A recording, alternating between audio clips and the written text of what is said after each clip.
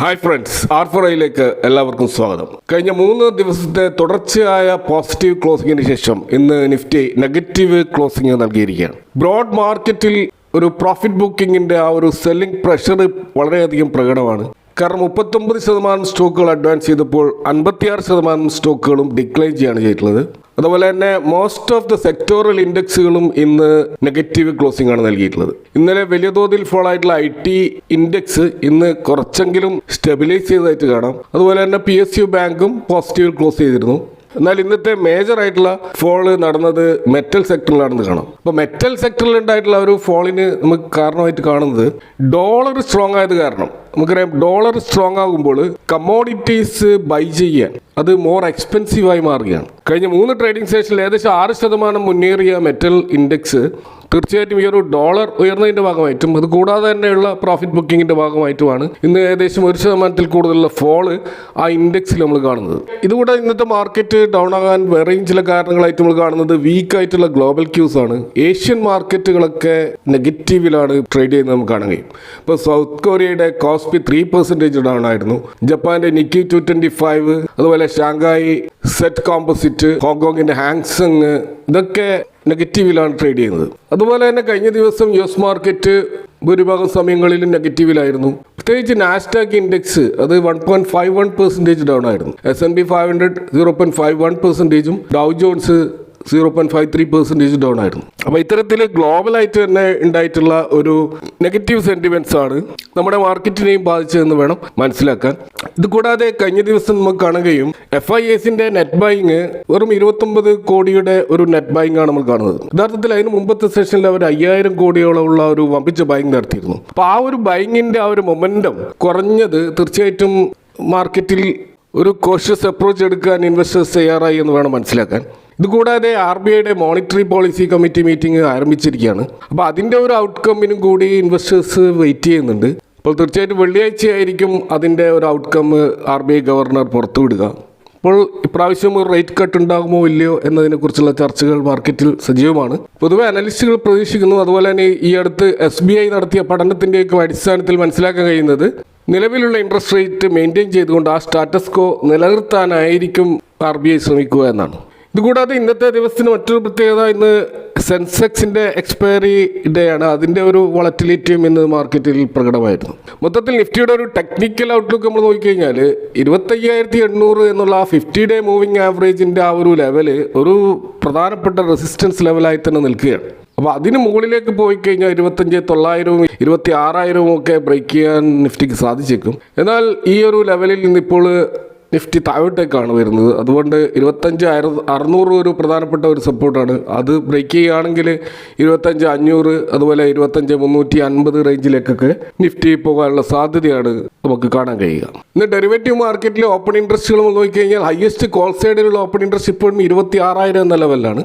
Highest puttu സൈഡിലുള്ള open interest 25,500 ആണ്. ഇപ്പോൾ മാർക്കറ്റിൻ്റെ ഒരു റേഞ്ച് ഈ ഒരു 25,500-നും 26,000-നും ഇടയിൽ ഇങ്ങനെ നിൽക്കുകയാണ്. മൊത്തത്തിൽ ഇതൊരു നോൺ ഡയറക്ഷണൽ ആയിട്ടുള്ള ഒരു നിഫ്റ്റി മൂവാണ് നമ്മളിപ്പോൾ കണ്ടുകൊണ്ടിരിക്കുന്നത്. ഇപ്പോൾ നിഫ്റ്റിയുടെ ഒരു RSI നമ്മൾ നോക്കിക്കഴിഞ്ഞാൽ അതിപ്പോഴും 50-ന് മുകളിലാണ്. അപ്പോൾ തീർച്ചയായിട്ടും അണ്ടർലൈങ് ആയിട്ടുള്ള ആ ഒരു ബുള്ളിഷ്നെസ് ഇപ്പോഴും നിഫ്റ്റിയിൽ ഉണ്ട് എന്നാണ് ഇത് സൂചിപ്പിക്കുന്നത്. ഇന്ന് നമ്മൾ മാർക്കറ്റിൽ കണ്ട മറ്റൊരു പ്രധാനപ്പെട്ട ഒരു പ്രതിഭാസം ഗോൾഡ് സിൽവറിൽ വീണ്ടും ഒരു ക്രാഷ് ഉണ്ടായിരിക്കുകയാണ്. അപ്പോൾ 3:30 മാർക്കറ്റ് ക്ലോസ് ചെയ്യുമ്പോൾ നമ്മൾ സിൽവറിന്റെ പ്രൈസ് പരിശോധിച്ചാൽ സിൽവർ $78 പെർ ഔൺസ് എന്ന ലെവലിലാണ് ട്രേഡ് ചെയ്യുന്നത്. അതായത് ഇന്ന് 11% കൂടുതലുള്ള ഒരു ഫോള് ഇതുവരെ ഉണ്ടായതായിട്ട് കാണാം. സിൽവറിന്റെ 52 വീക്ക് ഹൈ എന്ന് പറയുന്നത് $121 ആയിരുന്നു. ആ ലെവലിൽ നിന്നാണ് ഇത്ര വലിയൊരു ഫോൾ ഇപ്പോൾ നമ്മൾ കാണുന്നത്. അപ്പോൾ കഴിഞ്ഞ ഒരാഴ്ച മാത്രം 32% ഫോളാണ് സിൽവറിൽ ഉണ്ടായിട്ടുള്ളത്. ഇനി ഗോൾഡിലേക്ക് നോക്കുകയാണെങ്കിൽ ഗോൾഡ് ഈവനിങ് 3:30 ട്രേഡ് ചെയ്യുന്ന പ്രൈസ് $4,859 പെർ ഔൺസിന്. അതായത് ഏകദേശം 2 മുതൽ 3% ഒരു ഫോളാണ് ഗോൾഡിൽ ഇന്ന് ഉണ്ടായിട്ടുള്ളത്. ഗോൾഡിൻ്റെ 52 വീക്ക് ഹൈ ആയിട്ട് പോയിട്ടുള്ളത് $5,595 ആണ്. ആ ലെവലിൽ നിന്നും ഏകദേശം ഇപ്പോൾ 10% ഫോൾ ചെയ്തിട്ടാണ് ഗോൾഡും നിൽക്കുന്നത്. ഇപ്പോൾ കഴിഞ്ഞ ദിവസം കയറിയ ഗോൾഡ് ഇപ്പോൾ കുറയാനുള്ളൊരു കാരണമായിട്ട് കാണുന്നത് തീർച്ചയായിട്ടും അത് ഡോളറുമായിട്ട് നമ്മൾ താരതമ്യം ചെയ്യുമ്പോൾ വളരെ വ്യക്തമായിട്ട് അത് കാണാൻ കഴിയും. കാരണം ഡോളർ ഇൻഡെക്സിൻ്റെ ഫ്യൂച്ചേഴ്സ് നമ്മൾ കാണുന്നത് 97.7 എന്ന ലെവലിലാണ്. അപ്പോൾ ഇന്ന് ഡോളർ ഇൻഡെക്സിൽ ഏകദേശം 0.23% ഉയർച്ചയാണ് നമ്മൾ കാണുന്നത്. ഇപ്പോൾ കഴിഞ്ഞ ഒരാഴ്ചയായിട്ട് 1.65% മുന്നേറ്റമാണ് ഡോളറിൽ ഉണ്ടായിട്ടുള്ളത്. ഇപ്പോൾ ഡോളർ കൂടുതൽ സ്ട്രെങ്തൻ ചെയ്യുന്നത് തീർച്ചയായിട്ടും അത് ഗോൾഡിനും സിൽവറിനും ഭീഷണിയാണ്. അപ്പോൾ സ്വാഭാവികമായിട്ട് ഗോൾഡും സിൽവറും വാങ്ങിക്കുന്നവരെ സംബന്ധിച്ചിടത്തോളം അവർ കൂടുതൽ ഡോളർ സ്പെൻഡ് ചെയ്യേണ്ടി വരുന്നു എന്നുള്ളതും പ്രീഷ്യസ് മെറ്റൽസിൻ്റെ പ്രൈസ് കുറയാൻ കാരണമായിട്ടുണ്ട്. ഇതുകൂടാതെ തന്നെ നമുക്കറിയാം ഫെഡ് റിസർവ് കൂടുതൽ ഹോക്കിഷ് ആയിട്ടുള്ള സിഗ്നൽസ് ആണ് ഇൻട്രസ്റ്റ് റേറ്റ് കട്ടുമായി ബന്ധപ്പെട്ട് കൊടുത്തുകൊണ്ടിരിക്കുന്നത്. അപ്പോൾ US ഒരു റേറ്റ് കട്ടിലേക്ക് ഇനി പോവുകയില്ലെന്നും നോൺ ഈൽഡിങ് അസറ്റ് ആയിട്ടുള്ള ഗോൾഡും സിൽവറിലും വലിയ തോതിലുള്ള ഫോളിന് കാരണമാകുമെന്നുമാണ് പൊതുവെ മാർക്കറ്റ് വിലയിരുത്തുന്നത്. എന്നാൽ അത് കൂടാതെ ഇപ്പോൾ ഡോളർ സ്ട്രെങ്തൻ ചെയ്യാൻ മറ്റൊരു കാരണം കൂടിയുണ്ട്. അത് ഇറാൻ US ബന്ധപ്പെട്ടിട്ടുള്ള ആ ഒരു വാർ ടെൻഷൻസ് കുറച്ച് തണുത്തു വരികയാണ്. ഇപ്പോൾ അടുത്ത വെള്ളിയാഴ്ച ഒമാനിൽ US ഇറാനും തമ്മിലുള്ള ഒരു പീസ് ടോക്ക് നടക്കാൻ പോവുകയാണ്.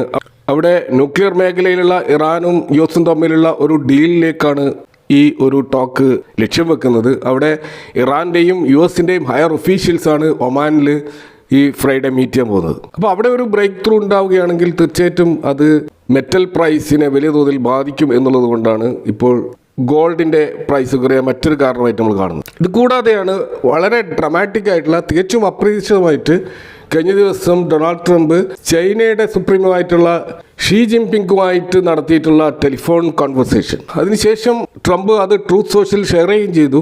അതായത് വളരെയധികം പോസിറ്റീവാണെന്നും അതുപോലെ ചൈനയും അത് എൻഡോസ് ചെയ്തുകൊണ്ട് അമേരിക്ക ചൈന റിലേഷൻഷിപ്പ് വളരെയധികം പ്രാധാന്യം അറിയിക്കുന്നതാണ് എന്നും പറയുന്നതായിട്ടുള്ള റിപ്പോർട്ടുകൾ നമുക്ക് കാണാൻ കഴിയും. അപ്പോൾ വേൾഡിലെ രണ്ട് ബിഗ്ഗസ്റ്റ് എക്കണോമീസ് ഈ രീതിയിൽ ഒരു സൗഹാർദ്ദപരമായ ഒരു അന്തരീക്ഷത്തിലേക്ക് വരുന്നത് തീർച്ചയായിട്ടും മൊത്തത്തിലുള്ള ട്രേഡ് ടെൻഷൻസ് കുറക്കാൻ കാരണമാകുമെന്നുള്ള ഒരു പ്രതീക്ഷ അവിടെ നിലനിൽക്കുന്നുണ്ട്. അപ്പോൾ ഇതൊക്കെ കൊണ്ട് തന്നെ ജിയോ പൊളിറ്റിക്കൽ അറ്റ്മോസ്ഫിയർ കുറച്ച് സമാധാനപരമായ അന്തരീക്ഷത്തിലേക്ക് വരുമ്പോൾ തീർച്ചയായിട്ടും ഇൻവെസ്റ്റേഴ്സ് സേഫ് ഹെവൻ തേടി പോകേണ്ട കാര്യമില്ല. കൂടുതൽ റിസ്കിയർ ആയിട്ടുള്ള ഈക്വിറ്റിയിലേക്കും ഒക്കെ അവർ വീണ്ടും തിരിച്ചു വരാനുള്ള സാധ്യതയുണ്ട് എന്നുള്ളത് കൊണ്ടും പ്രീഷ്യസ് മെറ്റൽസിൻ്റെ പ്രൈസ് കുറയാൻ കാരണമായിട്ടുണ്ട്.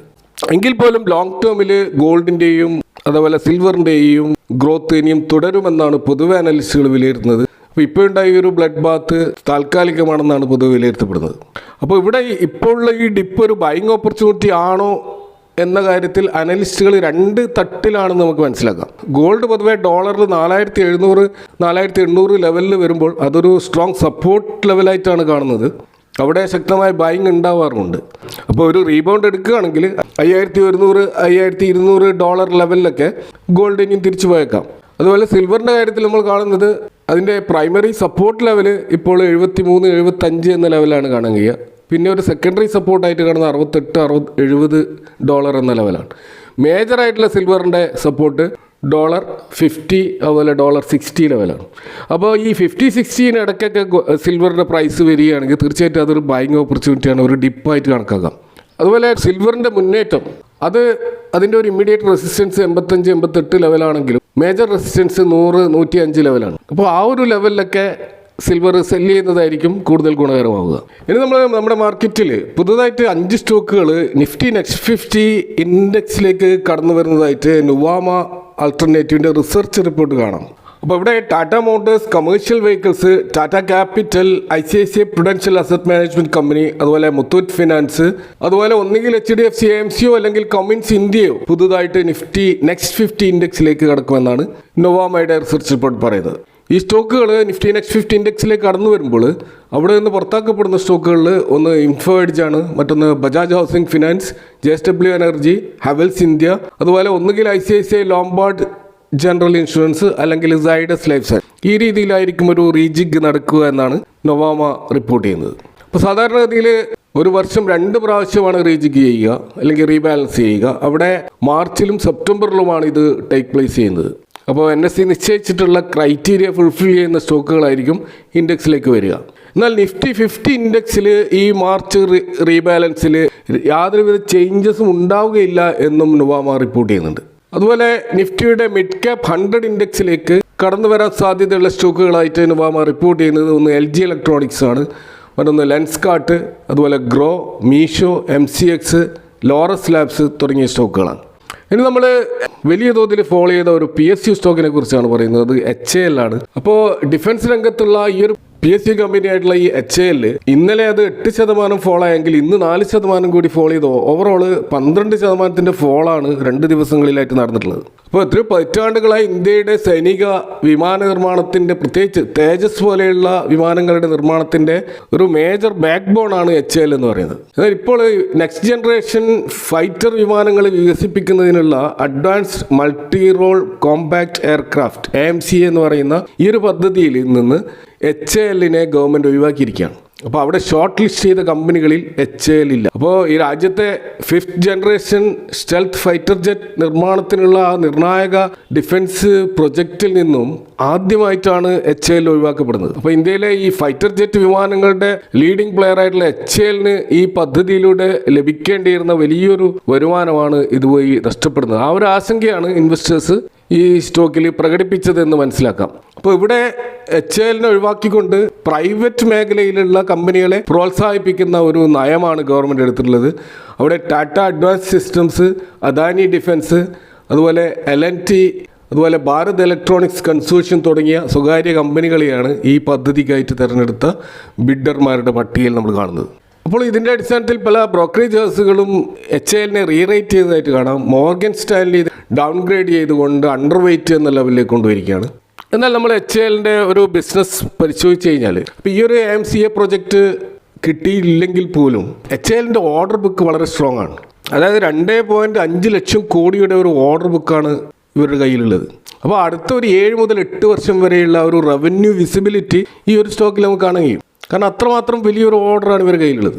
ഇതുകൂടാതെ ഇന്ത്യയിലെ മാസ്സായിട്ടുള്ള ഫൈറ്റർ ജെറ്റ് പ്രൊഡ്യൂസ് ചെയ്യാൻ കാപ്പബിലിറ്റി ഉള്ള ഒരേ ഒരു കമ്പനിയാണ് HAL. കൂടാതെ ഈ സ്റ്റോക്കിൻ്റെ ഒരു വാല്യുവേഷനും വളരെ റീസണബിൾ ആണെന്ന് കാണാം. പൊതുവേ ഈ PSU ഡിഫൻസ് സ്റ്റോക്കുകൾ വലിയ തോതിൽ പറന്നു പോയപ്പോൾ ഈ സ്റ്റോക്ക് ഇപ്പോഴും അതിൻ്റെ PE 33 എന്ന ലെവലിൽ നിലനിർത്തുകയാണ്. അതുപോലെ റവന്യൂ ഗ്രോത്ത് നമുക്ക് 15 മുതൽ 20% ലെവലിൽ എപ്പോഴും നമുക്ക് ഈ സ്റ്റോക്കിൽ കാണാൻ കഴിയും. ഇവരുടെ ഓർഡർ ബുക്ക് വെച്ച് പോകുമ്പോൾ ഈ ഒരു CAGR ഗ്രോത്ത് അവർക്ക് മെയിൻറ്റെയിൻ ചെയ്യാൻ കഴിയും എന്നും കൂടി നമുക്ക് മനസ്സിലാക്കാം.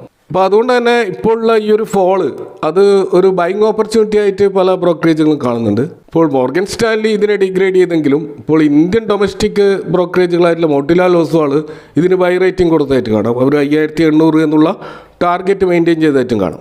അപ്പോൾ ഈ 4000 എന്നുള്ള ലെവൽ ഇതിൻ്റെ പ്രധാനപ്പെട്ട ഒരു മേജർ സപ്പോർട്ടാണ്. അതൊരു ബോട്ടമായിട്ട് വേണമെങ്കിൽ കണക്കാക്കാം. അപ്പോൾ ഇതൊക്കെയാണ് ഇന്നത്തെ മാർക്കറ്റ് റിലേറ്റഡ് ആയിട്ട് ഇവിടെ ഷെയർ ചെയ്യാനുള്ളത്. ഈ വിഷയങ്ങളുമായി ബന്ധപ്പെട്ടുള്ള നിങ്ങളുടെ അഭിപ്രായങ്ങളും കമൻറ്റുകൾ അറിയിക്കുക. Thank for watching. See you next time with another video.